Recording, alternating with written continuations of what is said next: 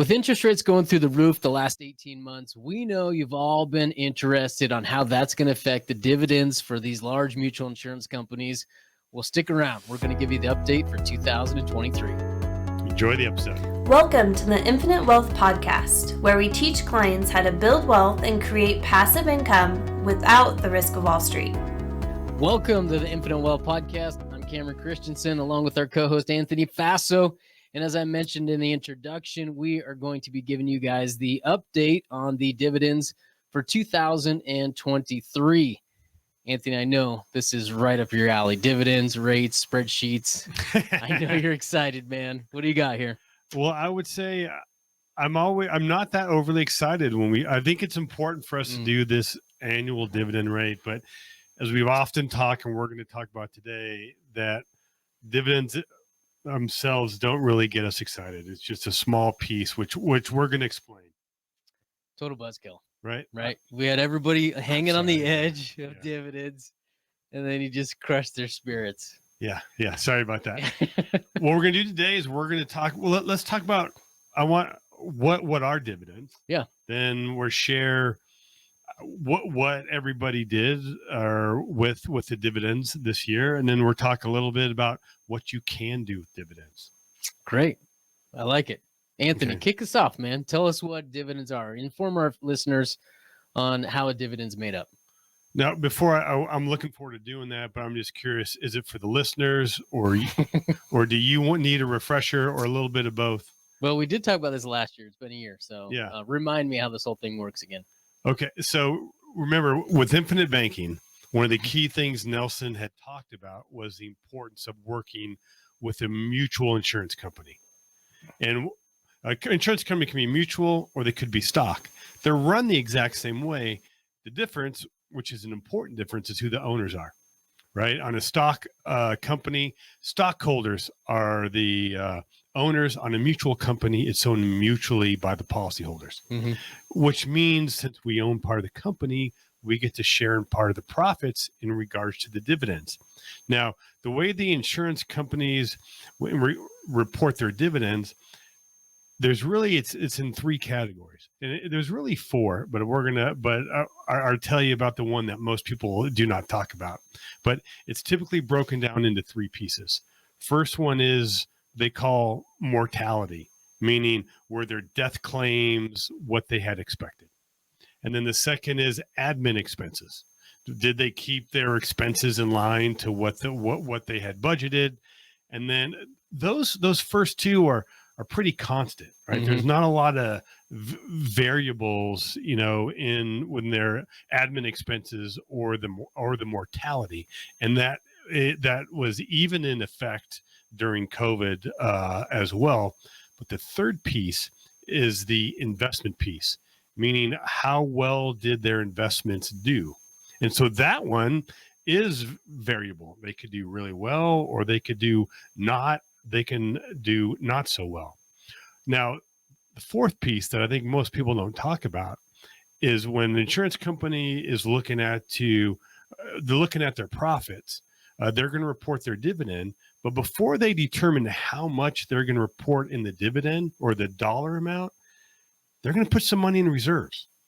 So there's that fourth piece that insurance companies are looking at because they're very conservative. And also imagine if you had a track record of 175 years of paying out a dividend, you're going to make darn sure that you're going to continue to do that. So I also think sometimes insurance companies may hold some money in reserves for one, to ensure that they can pay that dividend, but also like right now, things are very volatile. I mean, interest rates shot up. I mean, they were so low for so long, and then they shot up. We have to remember the way the insurance company is investing their money. They're not investing in short-term gains, right? To buy something, turn around and sell it. They're typically looking at long-term investments. Thus, when interest rates go down or when they go up, the dividends will follow, but there is a drag until it catches up, whether it's going up or whether it is going down. But one of the important things to remember about dividends is insurance companies report them differently. And some even don't even report them at all. Great point. Right. Yeah. In fact, earlier on in our earlier episodes, we had interviewed an executive from the insurance company One America, and they took this stance and said, hey, we're not going to report the dividend rate. And we asked why. And he said, it's often misunderstood and misused. Mm-hmm. So by not reporting it, they're hopefully trying to create clarity where we're not picking an insurance company based on some sort of rate or some sort of dividend. There's so many things that go into picking the right insurance company. And also, here's a key thing, is that dividend rate is a gross rate, meaning that there's going to be expenses. So when they apply that dividend, there's expenses for admin and cost of insurance and their mortality expense. And one thing we just recently learned, what some companies will do is say, hey, we're going to increase our dividend, but you know what, our gross dividend, but we're also going to increase our costs. So the net effect may be zero or like a zero increase, but it sounds great because they are reporting an increase. Any comments on that, Cam? No, great point. Right. And one, you touched on a couple of things. One, that last one you just made is that insurance companies will change, right, some of the mortality expenses and those things to make it look a little bit better, or if they feel pressured to do that. And then also you touched on the contingency fund, which is a very interesting piece. So well done, Anthony. Well, thank you. Surprisingly. Yeah. I would add this is that I'm glad we're doing this conversation and we're bringing this back around. We'll probably be doing this once a year to give you guys these updates and just to remind you that dividends are not the focus of what we're going to be doing. And I would share with you guys that I literally just had this conversation with a gentleman yesterday on the phone. He called us up, asked us how we choose the companies that we choose. And he was asking about dividend rates and which company had what and where they were. And I had to just very nicely say, you know what, this is going to sound a little callous, but it does not matter, right? If we're going to try to compare companies, one thing that we can easily do and that we should be doing is running illustrations with similar premiums going in and then see how that policy performs over the years. So, great point, Cam. And let me just add another point on the point that you're adding. Better be good. When we're looking at insurance companies, it's more than just the illustration. We need to look at the flexibility. Yeah. For example, some insurance companies don't allow us to change the PUAs that we're putting in unless it's the anniversary. And I would tell you, rarely, if there's a financial issue that comes up and we need to lower your premiums, rarely does it just happen to fall on your anniversary. And in fact, there's some insurance companies that will allow you to called a catch-up provision, meaning that you could not pay PUAs or minimum amount for a couple of years, but you could go back and make up for the ones that you missed. So depending on your situation, that might be more advantageous for you having that flexibility, even though we looked at the numbers, maybe the other insurance company was a little bit higher. We really need to figure out what's going to be the best fit for you. As much as I'd like to one-up you, Anthony, I'm going to end that back and forth right here just for the sake of our listeners, because I could go all day. I could one-up you all day long. But let's get into the meat of this. Anthony, if you want to pull those notes up for me. Guys, we are going to be going through and sharing with what the dividend rates were last year and also what they are this year. Again, with a huge asterisk next to it, just making sure that you guys understand it's not super important, but we do want to give you guys an update. The other thing I would say is that some of the companies I'm going to be sharing with you, right, we don't write with all these companies, right? These are some of the bigger names that are out there. So they're the ones that are out there promoting the dividend as the end all be all. And so this is a great way for us to get that message out there and take a little bit of focus off of their dividend, but just to give it a little bit of highlight here. So dividend rates being declared for 2023, right? Penn Mutual, they're going to stay the same. Their dividend rate last year was 5.75. And that is going to stay level. Mass Mutual, their dividend did go up. Last year was at 6%. This year is at 6.1%. Northwestern Mutual, they did go up. They went from 5 to 5.15%. And New York Life, actually they stayed the same, 5.8% last year, 5.8 this year. And then Lafayette, they did go up. They went from 5.2 to 5.3. And in tradition, One America did not declare a dividend. Mm-hmm. But if you look at their gross dividend declared, it did go up by about 13%, if that matters to any of you guys. So, I did see that theirs did go up 1 basis point. Great. Awesome. That's everything I got. So, Kim, so it sounds to me there was a mixed bag. Some stayed the same, some went up. Mm-hmm. What was your expectation, say, as we were to did this like a month ago before they reported? What were your expectations and what's your thoughts of what happened? My expectation was it would go up overall, but I wasn't quite sure how much. And the reason that I expected it to go up, but not a whole lot, is because you did mention this, is insurance companies don't really deal in that kind of short-term interest rate environment. They are much more long tail based, I think is the wording that they use. And so interest rates have gone up tremendously over the last 18 months or so. So I knew that there would be an impact. But this right here goes to show that, everybody's going up just a little bit to say they went up, but really, a 0.1 or a tenth of a percentage point overall is not really a whole lot. I think that's more of a talking point than anything. What about you, Anthony? What are your thoughts? I would say, there's two pieces. As a policy holder, I want higher dividends because I want higher cash value. Mm-hmm. But also as an owner of the company, I know we need to strategically pay dividends. And this last 18 months was so volatile. Yeah. What's going to happen in the next 18 months?